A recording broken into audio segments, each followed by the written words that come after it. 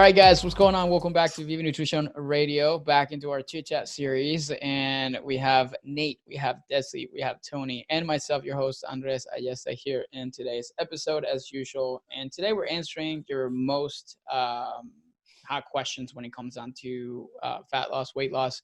So I guess like we can go around and kind of see. We were talking about that. I get some crazy questions on TikTok, but I'm sure you guys have gotten a lot of those in the past as well. From is sugar bad for me to some more complicated and intricate things as far as like, complex carbs and all these different things as far as nutrition. So who wants to start with a hot question or like trendy question or something? Why are four dietitians using TikTok? Who would have thought, like, if we went through school, like if we go back and ask our like teachers, like, hey, what do you think is going to help us build our private practice? And be like, well, there's this platform where you get on there and you sing. Okay. And you dance. And you dance. And you do voiceovers. You be you. And you just be you. And that is going to help you. And that is going to help you actually. Yeah. Well, no, I don't think I would have. But I think the same thing goes with Instagram. But that's where a lot of people are hanging out at to actually get a lot of education. And the problem with that is like I've seen so many girls that in their, I don't know, like a 20-year-old girl saying like how I lost like 35 pounds in 1 week. And this is how. And she's like boiling water and adding fucking lemon to it. And then some cinnamon. It's like, just drink this every day for 2 weeks and you're going to lose 20 pounds. And which actually leads to the first question. Water with lemon or cinnamon or apple cider vinegar. Those are really hot things. And I posted about it last week. I did actually some research into apple cider vinegar because it's not all negative, but I think people misunderstand completely what it's for, what it's used for.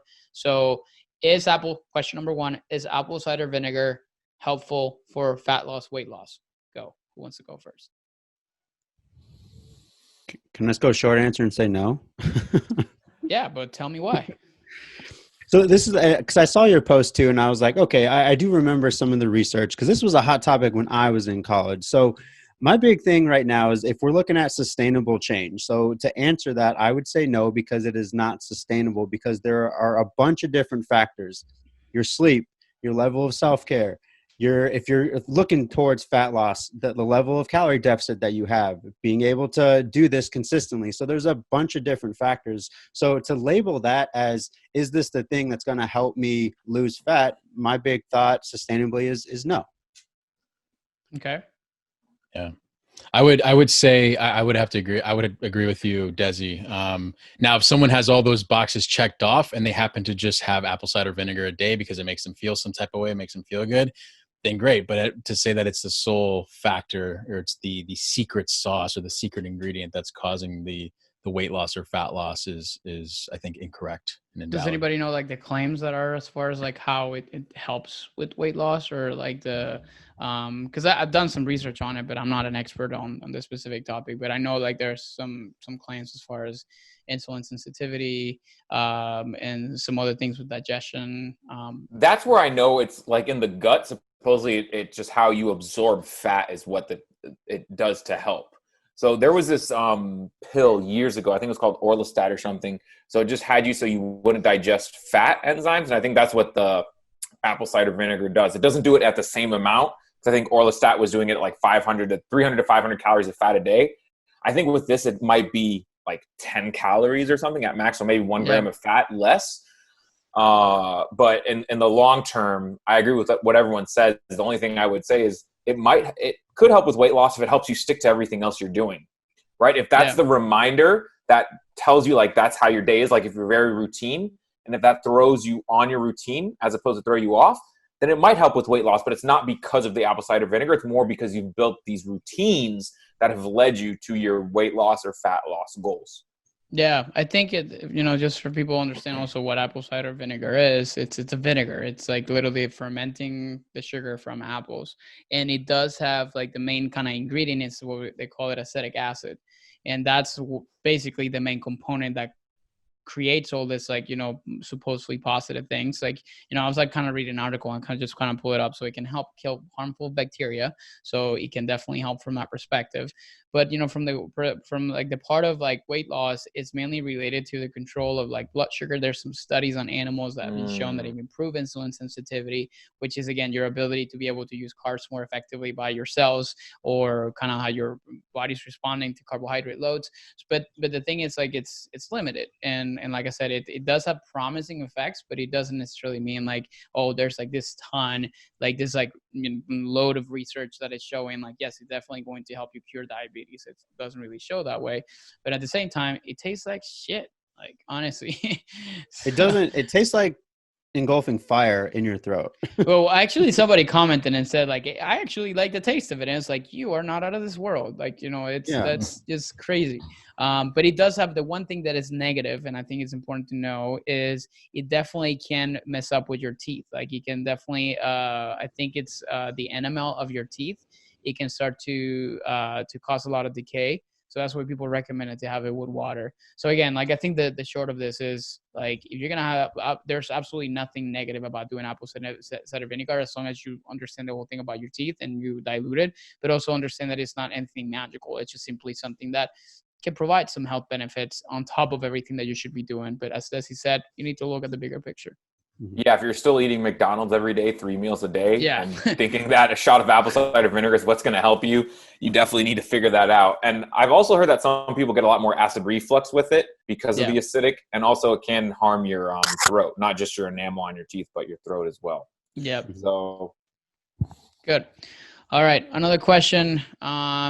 This is related to actually more performance and sports, which is, I got this question on the other day. Well, I want to have, or they said, well, I heard that Tart Cherry Juice is helpful for performance and many other different things, but I'm too worried about the sugar content of it.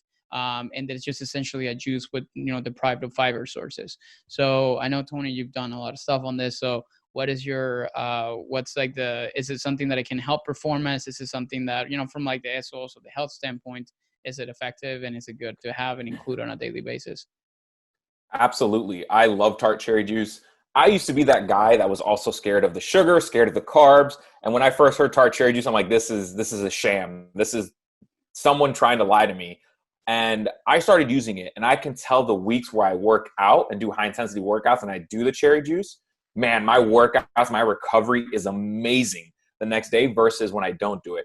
And with the clients I work with, the same thing. It helps them with sleep, and it also helps them with recovery. And yes, it doesn't have that fiber, but we're not looking for fiber post-workout. We're looking for sugar post-workout to refuel our muscle stores. So that Tart Cherry Juice is like a slam dunk.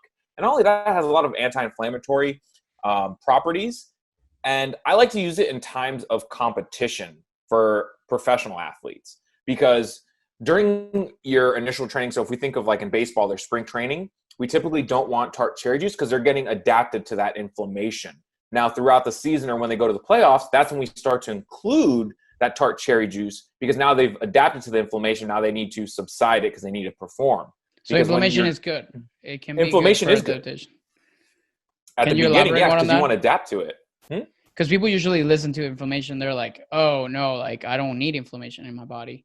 Yeah. And it can be important for adaptation, from what you're saying. So somebody that is like doing resistance training and so forth, you don't want to cut off the inflammation. You want to just control it. Yeah. And that's where you could kind of work with someone and periodize when you're doing anti-inflammatory strategies versus inflammatory strategies, because you want your body to adapt to getting bigger muscles. And if you're always fighting that inflammation, you're never letting your body create that state, right? And this is something I worked with the sports scientist when I was working at the Blue Jays, that he brought that up, and we're like, oh, that is a really good point, because we want these guys to adapt. They want to pitch, they want to hit the ball, and they need to get back into it, right? That's the whole purpose, spring training, getting them back into this adaptation. So anyone that's in any kind of sport, let's say you have a competition in, I don't know, 6 months from now, maybe these next 2 months, you don't use Tart Cherry Juice. And then for the next 4 months up until the competition, you start to include that Tart Cherry Juice. Okay. But the main benefit is going to be like the what's inside of Tart cherries, that it's like, for example, different from just regular cherry juice, is the anti-inflammatory properties that it's helping provide, correct? Actually, I used to think that, but I think now more recent studies have shown that it's just any kind of cherry juice is helpful, and also helps with melatonin production. It used to be tart cherry juice, but I think now more and more research is being put into the cherries. Desi, do you know about that? Yeah, because I have an article here too, and I can share it. So Andres, you can put this in the show notes. So my understanding of it from the standpoint of it releasing melatonin is that it does, but I don't really think the studies are showing overwhelming effects of like, this is the change.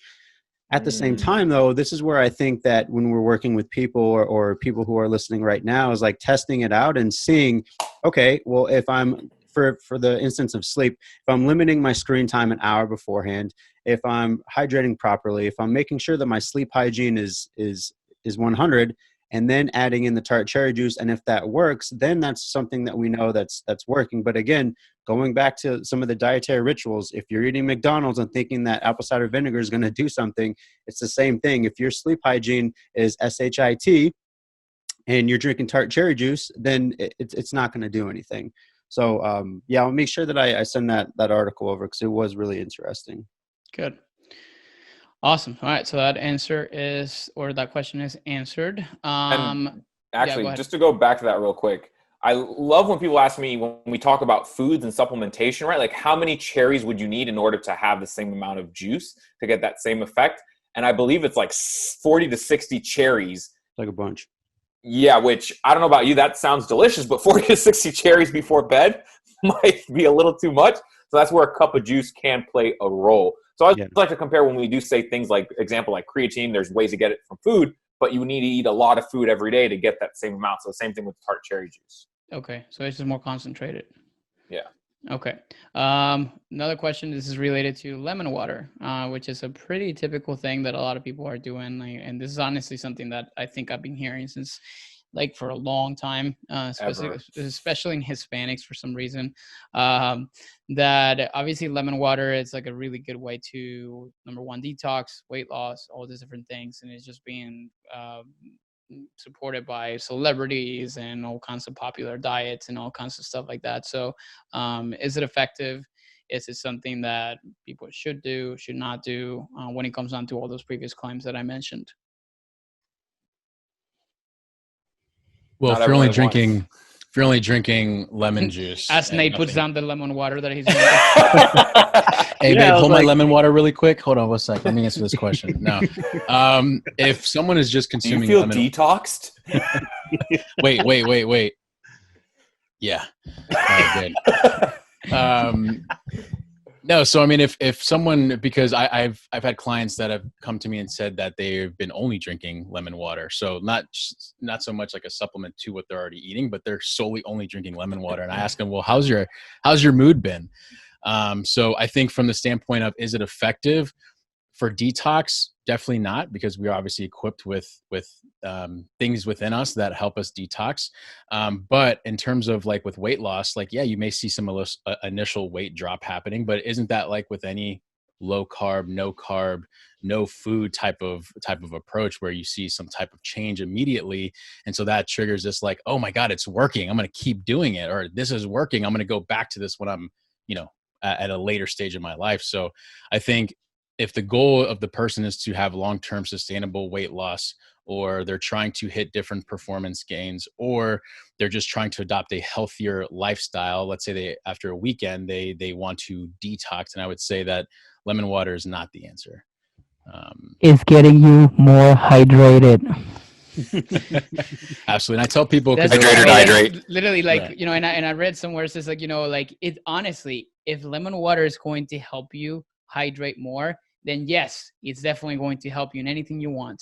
But I think that's the same thing with the celery freaking juice. Like it's, like people are drinking a ton more of like, water on a daily basis, and obviously getting benefits from juicing celery, which I'm sure has a lot of benefits, but it's nothing that is superseding all the basic elements of proper fat loss and the detox, like the detoxifying mechanisms of the body already in place. Like there's no lemon that is going to overcome some of those different things. And I think that regardless of that lemon comes from. And I think that another part too that I think a lot of people talk about is like and this is going to be another question, which is going to be related to alkaline diets, because I think we never talked about this, but which actually, you know what, I'm just going to save the same I was going to make so we can kind of talk about alkaline diets, because I think it's definitely going to overlap on that. But yes, so I think my perspective on lemon water is, sure, drink it. It's lemonade. Like if you want to add it, but it's not necessarily adding any extra support benefit for anything more so than keeping you hydrated and helping you drink more water instead of other things. And if all you're doing is drinking lemon water, going back to the teeth enamel because it's very acidic, could get acid reflux, could be hurting the throat. So just remember all those things as well. If it helps you stick to the program, great, but it could also be causing damage down the line. Yeah. I honestly feel like there's this when somebody starts something new, they have this immediate like self-motivation to change their habits. And I think honestly why most of these things, quote unquote, work. Because the same thing, I'm not to bash her. She's an influencer. Her name is I don't know if you guys have ever heard of her. Her name is Sasha Fitness. She's Venezuelan, very well known, has millions of followers. And she came out with some really good products at some point. She came out with a whey protein, which is very well formulated. She came out with an actual really good pre-workout supplement that has really good, clear ingredients, how much of everything. And then I think obviously, I don't think she ran out of money, but I'm sure her PR firm or whatever said, hey, we need to come up with something that sells more. And she came up with this fat burner. And when you look at that, I'm talking about it's called Fit9. I'm talking about a fat burner that the moment that it hits Amazon stores, it doesn't last a day. It's always out of stock. People go crazy with it. And she posts, as a good entrepreneur that she is, all the what's it called, the transformations and the results. And when you look at some of that stuff, it's oh my God, I started my Fit9 a week ago and I lost 6 kilograms, which is 13, 14 pounds. Yeah. And you look at they even put the picture of the actual scale, this is what it was before. I'm not saying that shit's not happening, but at the same time, it's because the people I've talked to, honestly, my fiance took it. And I have a lot of clients I've taken it before too, because they're just fanatics of this influencer, and nothing magical happened. And mainly because, GB was not eating crap before. She was just eating normal, and she added this. Same thing with other clients I've had that done the same thing. So there's nothing magical to it. It's just most people feel connected to this new thing that they're doing and feel compelled to change everything else because they want it to work. Mm-hmm. And they understand that if they don't change anything, if you have the mentality of I'm just going to take this, it's going to do the work for me, then of course they're going to get to a point where we're going to say, no, this is not doing anything for me.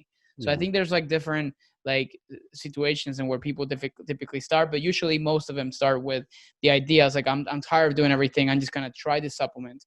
And with that, I'm going to change everything else. So that's what I think happens the most.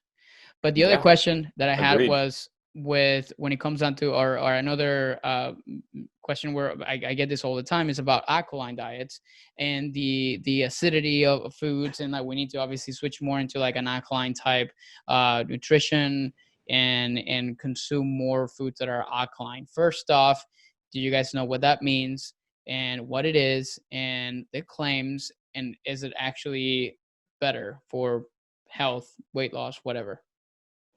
The opposite of acidic. Yeah. So that's the beginning, right? Yeah. And I know there's a lot of alkaline waters. When I worked in pro ball, they even had a water fountain that did all ranges of water because there was someone. Yeah, Kanye water or something like that. Yeah. What kind of water? It's a company, Canyon water. So I worked at IMG Academy, and they had in one of the coaches houses that I lived, they had it, and it was this super fancy thing, and you can set up the pH at what you want the water in. Yeah, and I just know it's just less acidic foods. Do I think it works? No, because your body will self-regulate. Your blood level naturally regulates itself so well that if it moves at all, you're going to be in huge danger. You're going to go somewhere to a hospital because you either end up in alkalosis or acidosis. So your body's very, very fine-tuned to adapt. And to veer it off but then bring it back in, I just got a Whoop band. And one of the things they tell you is that you may feel rested after a day, but your body's so well at adapting to making you think you're rested when you're actually not. So our bodies fine tune us so well that you could do an alkaline diet, but it's going to tune itself into working properly because of that, not because of the diet. Like our bodies masks a lot of things because that's how efficient they are. Yeah. Similar to like the detox example, like our body has a mechanism that can do it itself. So, you know, that if that didn't happen, then we would be in a buttload of trouble. Yeah, I recently saw another RD that came out with this alkaline diet cookbook. And right away, my thought was the same thing. Like, what's the need for something like this? So it's going to be interesting. I'm going to take a look at it, see what she's even talking about it. But I'm of the same camp. I mean, your body has mechanisms that's built to balance this stuff out. And any thought that we need to add more fruits and vegetables is the right thing to do anyway. So, which is what most of the alkaline diet is. It's like exactly. increasing more fruits and vegetables, like, you know, moderating the amount of like protein or meat consumption, Mm-hmm. and ensuring that you're just consuming more water, if possible, alkaline water, which again, because like basically there's a lot of claims that says like, you know, the water from like tap water, for example, is more acidic because it has all these like minerals and all these different things. And that's why they kind of sell you with all this like, you know, super fancy filtration systems and blah, blah, blah. So, you know, I think that's like the main thing as far as that, but yeah, I agree. Yeah. I mean, our tap water things have been added to it because we had deficiencies in them. So that's why we have things like fluoride in our water, because we were deficient in fluoride. So tap water is okay to drink. Hydrate or dihydrate. Hydrate or dihydrate. Nice. Another question I got this week as well. Sugar versus added sugar. What's the differences between those two? And what do we need to know about it? And you're going to hear all kinds of people on those, like, you know, comment boxes, like, you know, sugar is going to kill you. Sugar is bad for you, yada, yada, yada. So what is like the take on sugar, and sugar specifically versus added sugar? Dude, I don't quite understand the attack on sugar. I remember a while ago, there was a study that came out that had talked about the role of sugar and then also cocaine use. So I remember like learning about it, and I was like, oh my God, like that's a weird comparison. So for me, I understand depending on people's health that you might want to reduce the impact of added sugar on your blood sugars and things like that. Like I get that. I personally, and maybe you guys can answer this, like why is there such a huge attack on sugar in general? Like I don't understand it. I think because of the statistics show overconsumption of it, like, you know, at a scale. Like I think I saw some statistics that the average American is consuming anywhere between 170 to 180 pounds of like actual refined sugar on a yearly basis. So when you look at the numbers and you look at obesity rates, you obviously there's obviously that again, it's a correlation. But I think that's why there's the not necessarily the vilification of sugar, because obviously that's when you're gonna find like the keto communities and the low carb communities obviously kind of bashing it and saying like this is just gonna kill you. But just in general, because there needs to be a little bit better control of like added and refined sugar consumption, because it's mostly in processed foods, and we need to go back into more like whole grains and whole foods and all kinds of stuff like that, which at the end, you know, they all like get processed into like the same basic thing. But it's more about, I feel like it's more about like the general statistic that exists in the United States, at least on the Western Hemisphere, as far as like overall sugar consumption per year, that it's just exaggerated, not moderated. I feel like, I don't know what you guys' thoughts are on that. I think it also has to do with like marketing, man. I think there needs to be a villain. I think there needs to be like that thing that is causing this problem. And I think it's very easy for a fad diet to come out in a month, repackage how sugar's bad, and then how their solution, which doesn't include sugar, is the answer. And then what you're going to find is a flock of people going to that, purchasing it.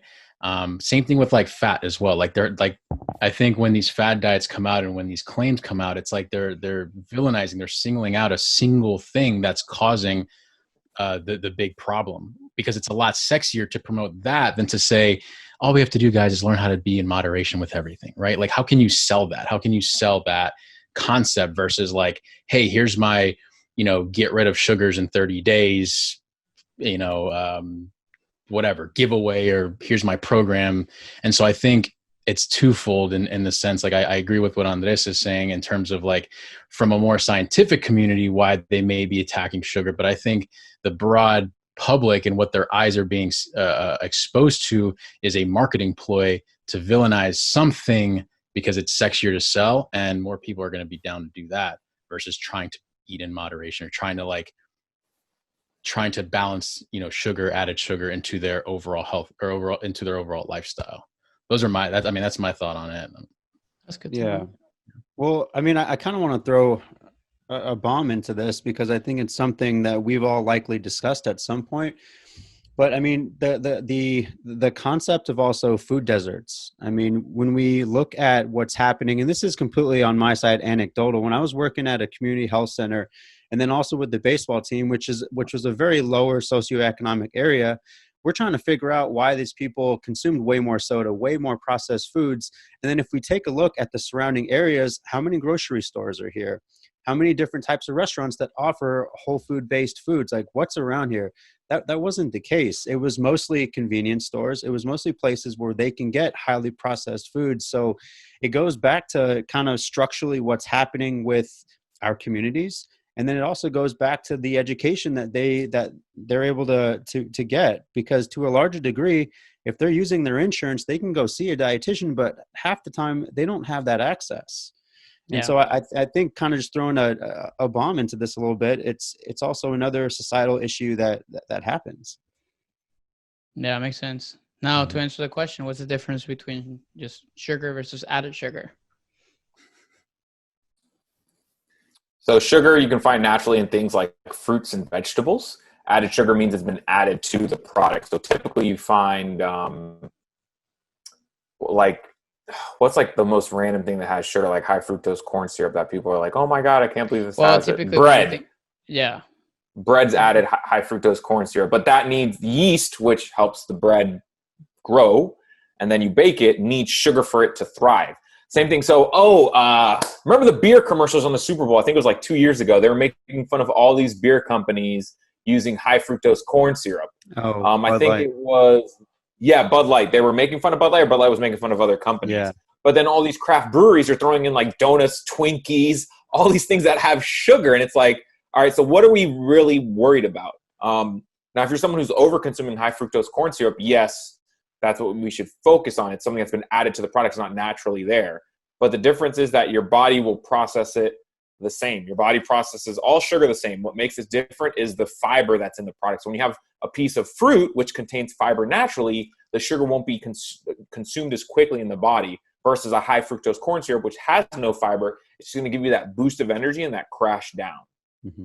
Yeah. Good examples of that. It'd be things like those yogurts that also are like, yogurts, like yes, that they're at like the stuff at the bottom, and people think, okay, it's like fruit. Oh, like fruit. In most cases, sometimes it's like a syrup. So when you and just so people listening understand that the best way to identify that is, well, now the new label actually shows that. So you're gonna find under carbohydrates, which again, sugar. Like, I think it's pretty safe to say here that everybody knows it's a type of carbohydrate. And it's just more like the sort of like, think about like a starch. It's all made up with small little molecules of sugar, which is essentially like two little glucose molecules, like glucose and what's it called? Like glucose and fructose actually put together. Mm-hmm. It's like basically what like, table sugar is. So added sugar it's going to be on the label as something that was added on top of what was naturally present in the specific food. So like yogurt, it's, there's a process like fermenting of milk and, producing it. But then when you're adding something to it, that's obviously added sugar. So that's what you look out for on specific kinds of foods, and I think that's the best way to, it's not necessarily one is bad and the other one's good. It's just simply all kinds of sugar, and then it's just being added in extra amounts onto something that would already naturally may have had some. I think the dopest thing that just happened is that you went from a chemical compound all the way to like the macro view. And that's the difference of like what a dietitian has to learn in school to understand how nutrition plays a role in the body, than just saying sugar is bad or sugar is good. It's like, well, here's how we break it down. You literally glucose, fructose, here's table sugar. Now, how does that affect the body in a whole, right? So that's Shout out. Anders. Anders. All right, so that's a good one. Here's a really controversial one, and I think we may actually get like some blowback from this one. Somebody asked me the question: what is the best way that I should thrive to lose weight? Should I do intuitive eating, or should I do just something that is not intuitive eating? And she didn't really specify a specific type of program. And I've had obviously Claire Tuning, really good friend, and we all know her as an intuitive eating dietitian. The pun goat, PB&J, baby. There's a massive movement on, body positivity, anti-diet culture, and all these different things. So I'm not gonna get too much into it. But like, is this something that should be comparable to like a way that, I and Nate do macros, and then Dezi may do a little bit something different, and then you do more behavioral coaching or behavioral eating, which is more about like organizing plates and stuff like that. But then you look at, intuitive eating, which is more based on, and I always like kind of hate to like for me to define it, because I feel like I'm not really the best person to do so. But it's more like, the way that Claire always describes it. It's like, before dieting anything existed, intuitive eating was just called eating. You basically eat when you're hungry, and you don't eat when you're not hungry. So is it a more like, I guess not successful, but a better way to take your nutrition as compared to other kinds of areas? Like, I want to hear your thoughts on this, because literally somebody asked me, I was like, I don't know how to respond to this, but I think it really depends on the person. Are we assuming that the end goal is weight loss? So that's the thing, because like with intuitive eating, like the phrase weight loss doesn't exist, like, or it shouldn't exist. And I think most like intuitive eating dietitians, that's the first conversation they have with their clients. Is like, we're going to remove the weight factor out of this, like the scale, all those different things are moved out. So I guess it's like, depends if it's for health or for weight loss. So I guess we can talk about this, because I feel like maybe a lot of people may think that, okay, I want to lose weight, but I think I want to do intuitive eating. So is there room for both? Like, that's the question. I think so. There's obviously, since the intuitive eating RDs had their intuitive eating book, there's been a resurgence of people who have really come from that camp. And so for me, the things that I try to wean out, and my understanding of it, having worked what I'm doing now, which is more a bit more of health and aesthetics and some performance, and then having worked in the eating disorder realm, we also need to figure out what the person's relationship with food is. So if they had been chronically dieting beforehand, disordered eating pattern, eating disorder, then we're trying to get them to connect with their body again. And so it's not so much that the overall goal is aesthetics, but rather helping them develop a good relationship with food. So for me, the things that I like to do is, we're going to take a look at your goals. And I'm also pre-screening, like, hey, have you had an eating disorder in the past? Because what I'm about to do is not going to be functional for you, but to teach them about the use of tracking, and to teach them about getting back into recognizing what their hunger and their fullness, what that feels like. Because if we kind of go back, as a father of a 4-year-old girl, I'm teaching her how to intuitively eat. I'm listening to her when she's saying, hey, I'm not hungry, or I'm more hungry. So like, all of these patterns, like, it really depends on the person, and to completely divide the two, I don't always think is appropriate. That's just kind of my thought. I think intuitive eating is part of what weight loss is. Because when people are trying to lose weight, sometimes they feel hungry, sometimes they feel full. So you have to actually listen to your hunger cues. Mm-hmm. So for example, I'm working with someone, and she's been hungry like all the time. So we're focusing on monitoring her hunger, and so that she's not hungry all the time. And that happens sometimes with weight loss. So intuitively, you have to understand what your hunger is. And I think all of us ask our clients, like, on a scale of 1 to 10, where's your hunger at this week? 1 being very low, 10 being like you could eat a horse and a cow because you're just that hungry. Right. Andres, do you do that? Yeah, no, I do. Yeah. And I think I think with that is like and again, like I think a lot of people would like say like go against that. And I'm honestly in the same boat as you are. Like I think there's ways, but I think obviously when a lot of like proponents of intuitive eating will say that they're, well, not the proponents. I'm actually thinking more in terms of there's so many factors now that affect hunger levels that are just not Stress, like if we were sleep. living, if we were living, like I said, in like the ancient times in which like all we need to do was like hunter and gather just to get our food and everything. And it's like, well, I'm hungry. Okay, like, well, there are deer back there that we just hunted, or there's like some berries we just picked out the other day too and there. Go and grab some. But now there's so many different factors in a different society that we live in today that is overpowering some of like our own personal and basic hunger cues. And then when you start to actually ask a lot of people that do a lot of studies on like chemicals and stuff like that, they're always going to also throw all kinds of different things at you. Plastic that you're consuming and all these different things are affecting hormones and blah, blah, blah, blah, blah. So the question is, are our hunger, like natural hunger cues, messed up? And I don't think they are, but I don't think they're the same as they used to be. And that's what I think the part of it that we have to teach people, like, what does hunger really mean now? And then that's based on the specifics. Like as an example, like I have one of my clients, I increased her protein intake and she has been tracking. And one of the things that she mentioned in one of her check-ins, I can't believe this, but I didn't realize this until this week. I'm not really having cravings at nighttime anymore. So it's like, I'm not really hungry anymore. So what I'm teaching her is like, okay, you're increasing your protein intake, which is there's more satiety and blah, blah, blah. So you're actually less hungry. So take that and self-reflect on that. What is this teaching you? Then, okay, that makes perfect sense. So that's a good way to create intuition as far as like, okay, I need to have more, I need to put on my plate more protein because this is going to happen. But it didn't really happen following the intuitive eating guidelines. It just happened simply by me helping her track the protein. So you knew how much you needed to be consuming. So I think there's just so much that just goes into that. And I feel like you have the school of like dietitians that are like intuitive eaters, and they're like going to listen to this and they're like, you're completely wrong. And like, I can't believe you do this. And don't use the hashtag because you're going to get in trouble. And I'm like, isn't that crazy that happens? Yeah. I was like, why don't we are like all on the same page and then just kind of find 100%. Some like happy medium, So yeah, it's crazy. It's crazy. Yeah. I mean, and for the intuitive eating side and all that, I mean, the client I'm talking about, she's Venezuelan and she's been having arepas for breakfast. But when we switched her over to like a high fiber bread, and she noticed, she's like, I can have arepas some days, but then I noticed. You took away arepas from a Venezuelan? No, I did not take arepas. How dare I did not you? take away mother freaking. I'm just kidding. G13, remember PG. I said mother freaking. No, that was to Tony because I didn't know it was coming out of his mouth. Hurry up, don't do it, man. I was just stating the fact that she decided to switch over to a higher fiber bread, and she noticed that when she had that, she didn't feel as hungry throughout the day, right? She noticed that the difference between an arepa, and I was like, okay, well, you can still have your arepa in the morning. What's something you can add to that plate to get more fiber so you're not as hungry later? Like, can you add veggies to your meal? Can you add fruit to your breakfast to get a little bit more volume in, right?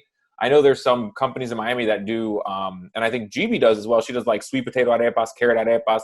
So finding more creative ways to eat the foods you like, but to get more fiber in it so you can be satisfied with that meal and not be hungry like an hour later. Yeah. And if any dietitians listen to this and they say we aren't doing it right, then come on the show and help us. Don't bash us, help us. Yeah. Yeah, I think that's a good one. Most will try to bash. Yeah, I mean, shout out to the ones that don't. Here's the thing: like everybody's different too. Like there's people that come to me and they like the data points. They like to understand. Yeah. Like I'm working with a guy. I mean, like he loves to understand how much he's consuming. Like he loves to have control over that. And there's nothing wrong. There's people that come from a background in which like they've done it for so long and like it kind of messed up completely because they had a bad experience the way they did it at some point, and it just simply ruin it for them. And now it's just like something. It's something creates anxiety. In fact, when I start to see some of my clients become a little obsessive about it, I kind of give them a gut check, and it's like, listen, like you're just like basing like you're not enjoying yourself because something doesn't like quote unquote fit in your macros. Like what's that?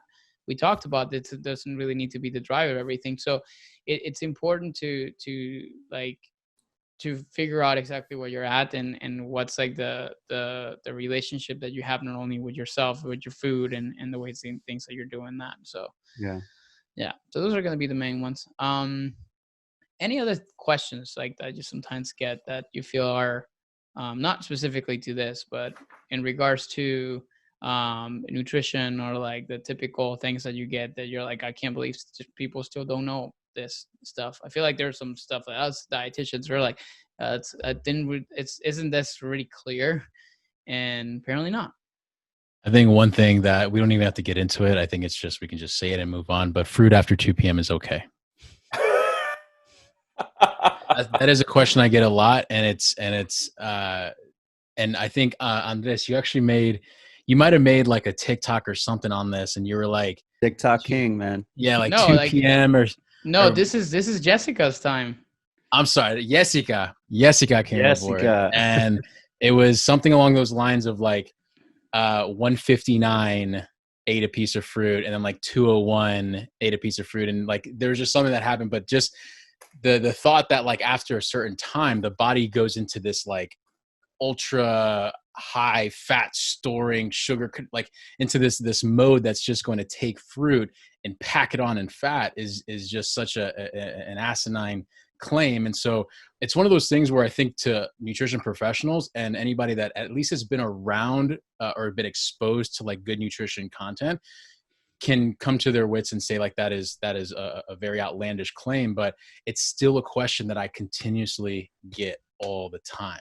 And I don't know if you guys have explained it any way that, you know, really is that clicking factor for people. But I mean, that's just one that I get a lot. And I'm like, I'm still surprised that this is something that we're all worried about. Yeah. It's like the concept, like, you know, you're going to store carbohydrates in your liver so you don't have access to your fat, like, you know, oxidation and all those different things. And that's like the main reason why they say it. But it's been proven it's not like that. It's most people are just like eating way too much stuff, and then they think that the extra sugar at nighttime is costing them. It's not that. It's the extra calories you're consuming on a daily basis, dummy. So that's what, you know, a lot of times like people don't necessarily understand. So dummy. That's a good one. Any other typical questions or Q&As that are you know, things that you get all the time? We could be here all day. We got does white rice make you fat? You know, what does gluten-free mean? Gluten-free, that's a good one. Should you go gluten-free? Do you have celiac disease? That's the specific question that goes up to that. Wow, that ended that conversation quickly, huh? Yeah, that's literally. It's frustrating sometimes too, because it goes back to, you know, Nate, you mentioned this, like we have to create a villain with this, and oftentimes like it gets created, and then these people take these claims. And I'm not going to shout out any names. Andres, remember the summit during COVID of the people, the big influencers that I sent you, and you're like, oh my God, these are all the people that I hate. Yep. Those are those same types of people. They'll villainize certain things. I mean, this is one of those items as well, is constantly like, well, I should be going gluten-free and dairy-free. And it goes back to like, I don't understand why, but Nate, I think you had a really good point where it's like, we have to villainize something. All I'm going to say here is my grandma's 95 years old, and she's been eating arepas, bread, fruit, coffee, dairy, all this shit for her entire life. She still dances. She would drive if my dad would let her. And she still lives by herself and does all her own things. She still wipes her own ass. Like just we can kind of leave it at that. Dude, so, my great grandma's still kicking, and same thing. She's in her hundreds. You know, like it's not all this like specifics. It's obviously all the crap that you're actually adding into your diet and just kind of leaving away like all more natural things that you should be consuming more of. It's not rocket science. It's about developing well, obviously we live in a different world in which, like, you know, of everything else, you can get like fake meat nowadays, which, you know, I'm sure back in the day you couldn't do that either, you know? So it's, again, like I think when all of us are, you know, above 70 and, you know, we live, you know, again, like knock on wood with like good health and everything, you're going to say like, I ate all those different things when I was younger and here I am. Mm-hmm. That's kind of like when it comes down to it, because a lot of times like all this like the fear mongering that's created around you can't have this, we can have that.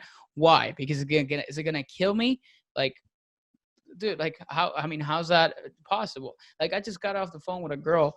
She's 26 years old and she's a cancer survivor. She had breast cancer and they told her that she only had 6 months to live.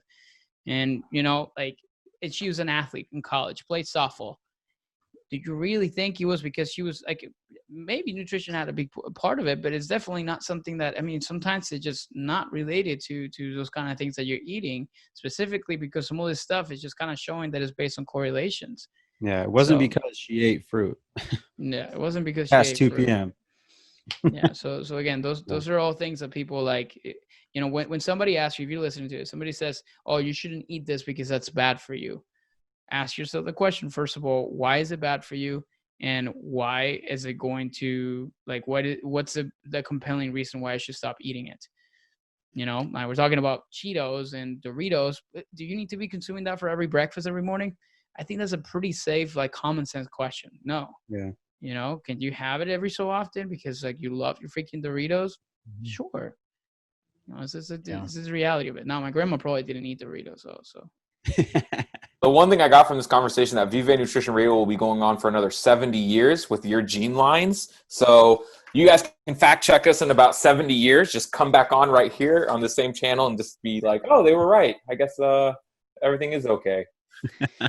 Yeah. Well, hopefully we still have the podcast by then.